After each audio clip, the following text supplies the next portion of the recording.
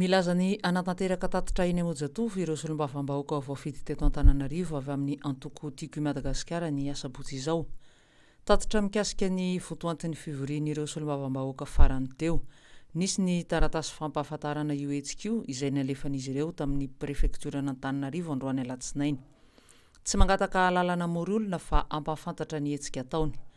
Nilaza ny avy ao amin'ny prefektura fa voarain'izy ireo io taratasy io androany alatsinainy tokony tamin'ny 2 ora tolakandro. Miandry ny fivoriana eo anivon'ny prefektura moa ny ahafahana manome lalana na tsy io hetsika ho ataon'ireo avy amin'ny fanoherana io. Ny herinandro lasa teo dia efa nilaza ny jeneraly Angelo Ravelonarivo, prefen'Antananarivo fa tsy hanome lalana intsony ny hetsika miara-manonja anatanteraka fihetsiketsehana. Mety hitombo heny ny mponina Madagasikara afaka 20 taona. Nanomboka ny taona 577 izay nanatanterahana ny fanisana FAOBE ny mponina Madagasikara dia nisy fitombona 407 sy 70 sy 703 sy enynetsy sy 7 tapitrisa ny isan'ireo monina Madagasikara. Ny taona 377 dia nitombo heny zany isy zany satria nahatratra 477 sy 3 alina sy 2 hetsy sy 12 tapitrisa.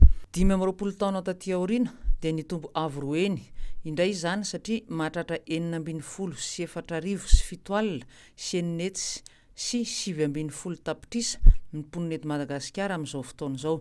Noho izay dia efa mety ho tafakatra heny io isy io afaka 20 taona hoy ny avy ao amin'ny ivitoeram-pirenena misahana ny antontanisa. Nisy ny famoahana ampahibe maso io fanisana FAOBE natao tamin'ny 2012 io teny anosy androany alatsinainy.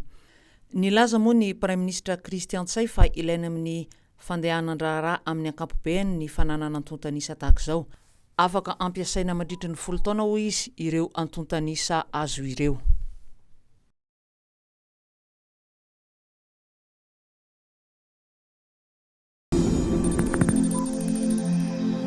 Ramatoa iray naratra nihotsahan'ny trano andalam-panamboarana teny Antsahondra.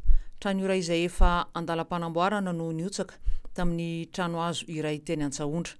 Manjakamiadana ny arivan'ny 14 Febroary teo. Ramatoa iray tokony ho 70 taona no naratra. Arak'izany, tatitra nataon'ny birao nasionaly misahana ny loza na ny BNGRC androany alatsinainy. Efa niverina eny anivon'ny ankoniny ilay olona niaran'ny loza rehefa nahazo fitsaboana tany amin'ny hopitaly raha araka ny voalazan'ny BNGRC. Voalazan'ny BNGRC moa fa mponina miisa 709 monina ao Antsahondra ankadin'andriana.